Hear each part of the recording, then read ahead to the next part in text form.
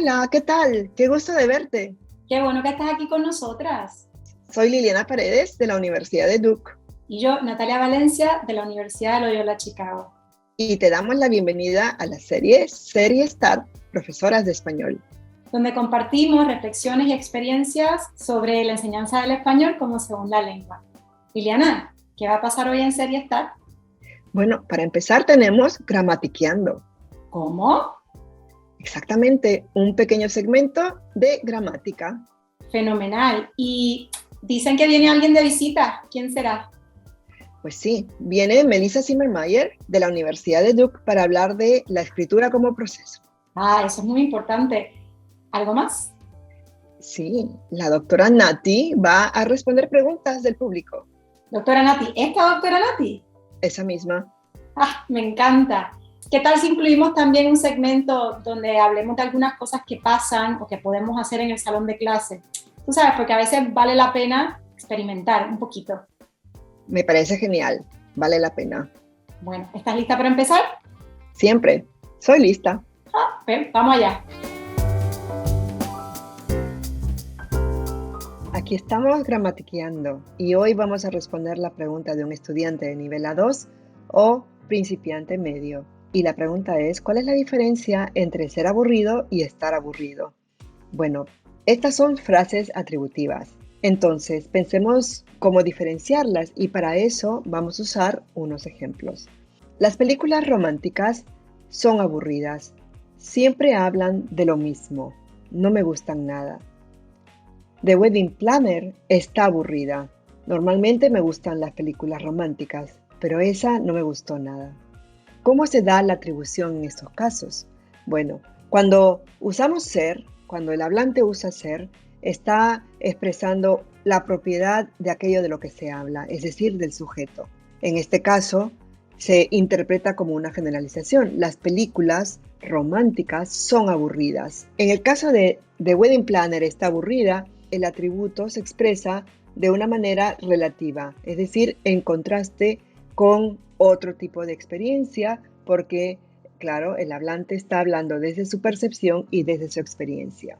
A todo esto también contribuye el hecho de que aburrido es un adjetivo que expresa subjetividad y por lo tanto el hablante podría usar ser o estar dependiendo de lo que está percibiendo, dependiendo de la experiencia previa. En un ejemplo como, este árbol es frondoso, mira la sombra que nos da. En contraste con, este árbol está frondoso, este año tiene más hojas que antes. En estas oraciones, la atribución se da de la misma manera, es decir, se expresa una propiedad y se expresa una experiencia relativa, pero como estamos hablando de algo concreto, de una realidad relativamente objetiva, la interpretación también es diferente, ¿no? Se interpreta de una manera más concreta, menos subjetiva. Contribuye a esto no solamente el adjetivo, pero también el hecho de que estamos hablando de realidades concretas y de descripciones concretas. Para terminar, siempre contextualicemos las frases que estamos explicando a los estudiantes y de la importancia en el caso de las frases atributivas de lo que el hablante percibe a partir de su experiencia.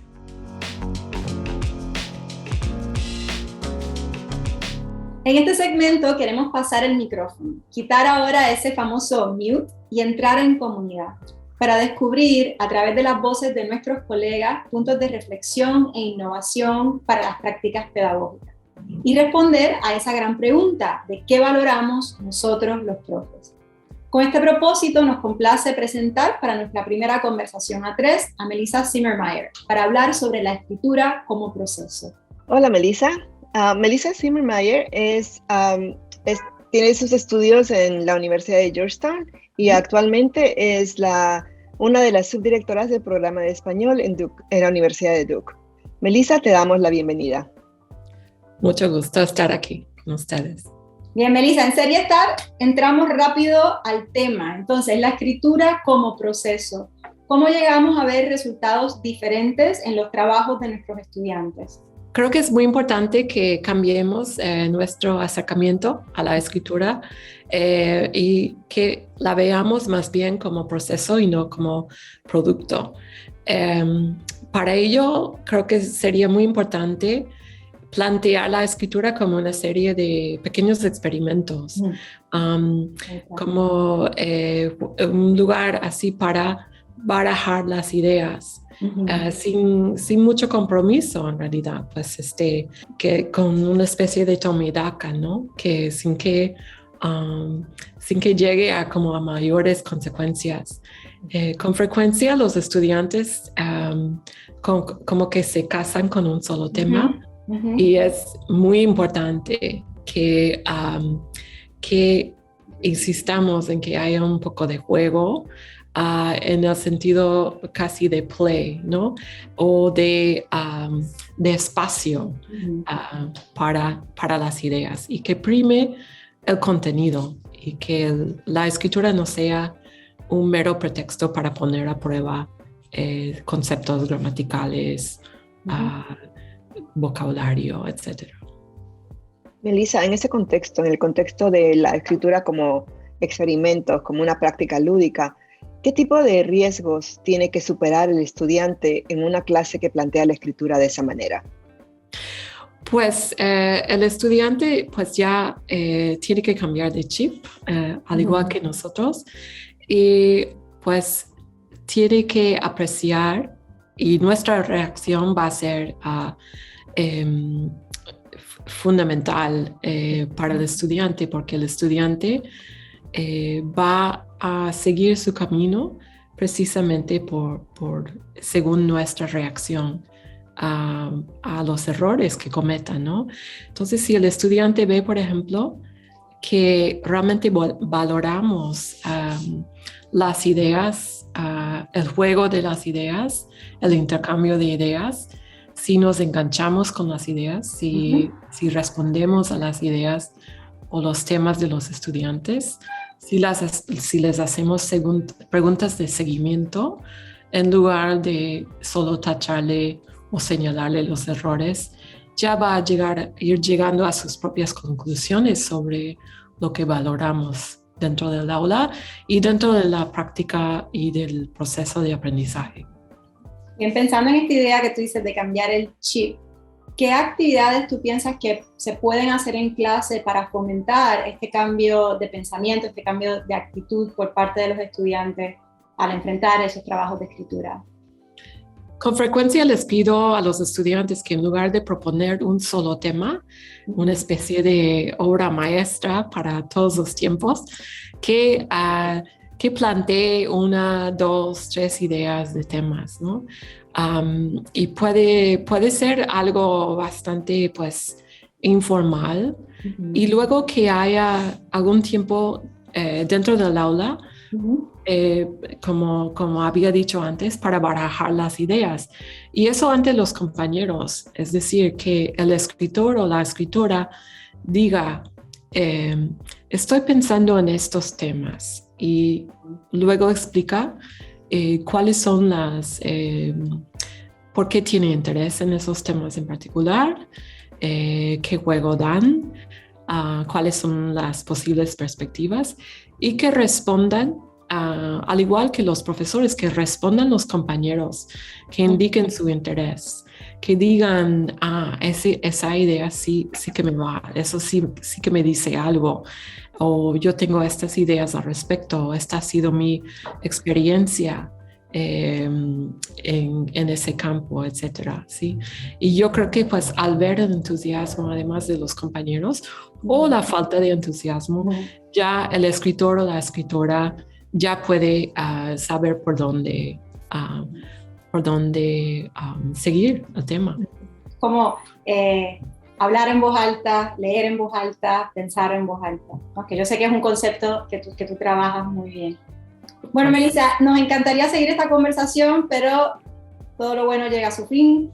Para terminar, te queremos dar 3 frases y nos encantaría escuchar cómo tú terminas estas frases para nosotros. ¿Ok? ¿Estás lista?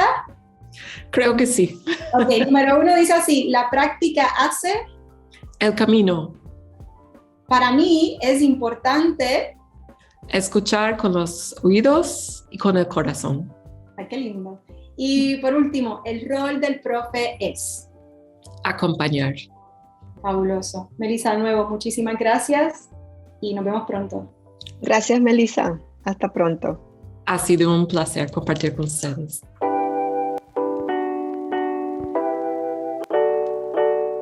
Hola, bienvenidos al consultorio de la doctora Nati. Mi especialidad, contestar tus preguntas. Hoy en el consultorio atendemos el siguiente email. Dice así: querida doctora Nati, hoy me fue muy mal en clase. Anoche me acosté muy tarde preparando una lección. Estaba muy ilusionada, pero los estudiantes no respondieron como yo esperaba. Ahora, además de agotada, estoy muy frustrada. ¿Será que esta no es la carrera para mí? Atentamente, impostora. Bueno, impostora, lo primero, inhala paz y exhala estrés. Que todos los que somos maestros hemos vivido un momento como este. Es importante no tomarlo personal. Entiendo que te sientas frustrada e imagino que el cansancio es como echarle sal a la herida. Pero pongamos las cosas en perspectiva. Número 1, no todas las actividades funcionan con todos los grupos. Entonces, a lo mejor esta actividad simplemente no es una actividad buena para la dinámica de este grupo en particular. Número 2, no todas las actividades funcionan de la primera vez. A veces es importante tratar algo para luego modificarlo y volverlo a intentar. Pienso a veces que en los experimentos científicos, donde para corroborar si algo es efectivo o no, hay que hacer varios experimentos y no solo uno. Y número 3, y quizás más importante, es recordar que el valor del maestro no está asociado con ninguna actividad en particular. Entonces, tu efectividad como maestra en el salón de clase no se limita a esta actividad en este día en particular. ¿Te sientes frustrada? Está bien, siéntelo y mira, suéltalo, que mañana es otro día y yo voy a ti. Si tú que nos escuchas también tienes preguntas, escríbeme. Mi mail, seriestar.doctoranati@gmail.com, que con gusto trataré de contestar tus preguntas. Aquí estaré en el consultorio, esperándote.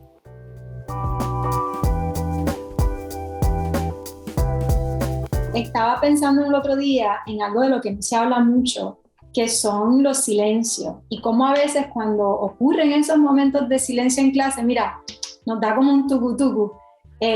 ¿Por qué tú crees que nos da miedo? Bueno, yo creo que ese silencio nos da miedo porque hay una incertidumbre de qué lo está causando. Claro. O sea, nosotros no sabemos si no nos han entendido o si no saben la respuesta, si hemos hecho una pregunta, o si están desconectados. Y por el lado de los estudiantes, pues están preguntándose qué pasa aquí. Es verdad. Importante recordar que no todos los silencios son iguales, ¿no? Entonces, ¿qué tal si pensamos en algunos escenarios y entonces lo vamos contextualizando un poco? Muy bien. Primero, si hay un silencio que ocurre en el salón de clase, como tú has dicho, porque has hecho alguna pregunta, y ese silencio tú empiezas a sentir que se está expandiendo un poquito demasiado, ¿no? Y te incomoda. ¿Qué tú haces? Lo que yo hago es resisto a tener que llenar ese silencio con bulla, con lo que yo llamo bulla, ¿no? Uh-huh. Si hay un silencio que no sé, que me incomoda, resisto a llenarlo, no lo lleno. Porque una de las cosas que me tengo que recordar constantemente es, bueno, pensar toma tiempo, y si tú quieres que los estudiantes piensen, pues hay que darle espacio, hay que darle tiempo para que piensen, ¿no? Exacto. Vamos a ver. Segundo ejemplo, ¿qué pasa cuando es a la inversa? Cuando hay una situación que fuerza el silencio. Alguien te hace una pregunta a ti o te dice algo a ti y tú tienes que hacer una pausa. ¿Cómo tú reaccionas? Bueno, en esos casos yo abrazo ese silencio, respiro, porque especialmente si es en una situación, contexto un poco incómodo, respiro. Y luego respondo, claro. Y si no tengo la respuesta, igual, abrazo ese silencio, respiro y entonces retraso la respuesta para el día siguiente. Claro, porque mañana siempre es otro día, los vas a volver a ver y las cosas al otro día se ven un poquito diferentes, tanto para ti como para ellos. Exacto. Para mí, ese retraso abre la oportunidad a una nueva conversación. Bien, entonces, resumiendo y reafirmando, los silencios nos pueden dar miedo, pero los silencios son buenos. Entonces, vale la pena recibirlos en clase.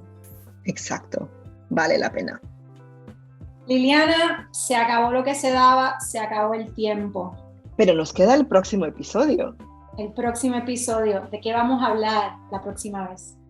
De culturas. Esos son sabores, Olores colores. y frases. Me encanta, lo hablamos. Lo hablamos. Hasta la próxima.